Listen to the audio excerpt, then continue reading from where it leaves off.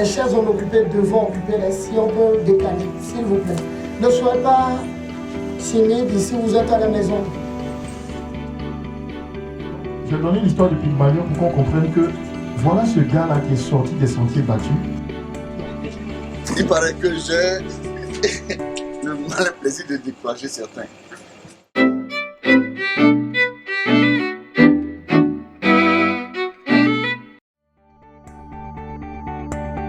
Je suis Christelle Akéribou, donc la directrice de l'école Écran. L'école Écran, je vais vous la présenter tout à l'heure.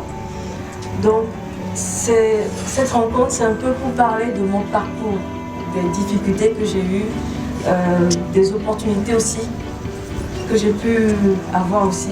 Donc, vous parlez de ça généralement. Mais au-delà de ça, c'est surtout le partage. J'apprendrai aussi de vous. Et ça, c'est essentiel. Donc, qu'on puisse apprendre les uns des autres.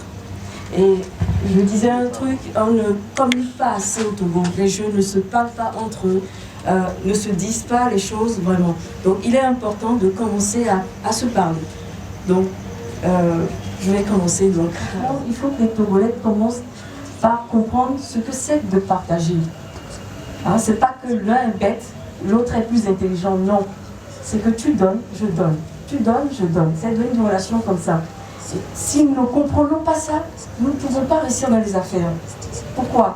Parce que regardez, le Ibo qui vend à Edjanaoui, ils sont solidaires. Ils vous empêcheront d'entrer dans le milieu. Pourquoi? Vous êtes seuls. Vous n'avez personne, pas un frère, ceux qui se posaient. Eux, ils sont des milliers, ils ont envahi, ils connaissent le terrain, ils savent les réseaux. Qu'est-ce que vous allez pouvoir faire? Donc ça, c'est un problème. Donc voilà.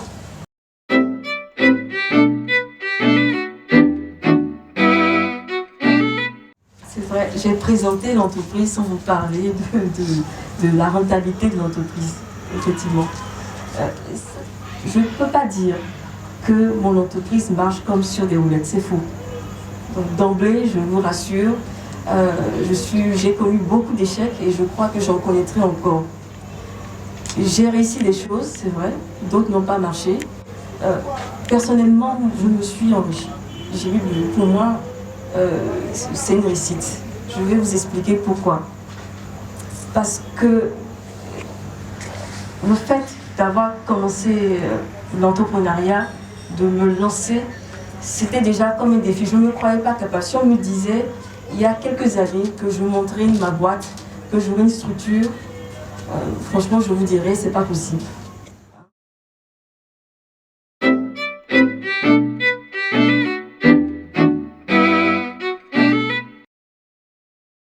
La première chose, quand on veut entreprendre, c'est l'idée. Si vous n'êtes pas assez motivé, si vous n'avez pas cette idée-là qui, même quand il y aura des vents, même quand il y aura des marées, même quand vous allez voir des embûches, vous vous accrochez toujours.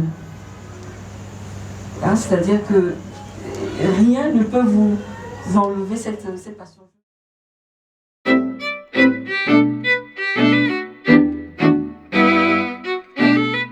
Puisque le vrai problème en entrepreneuriat, c'est le problème de financement de l'argent.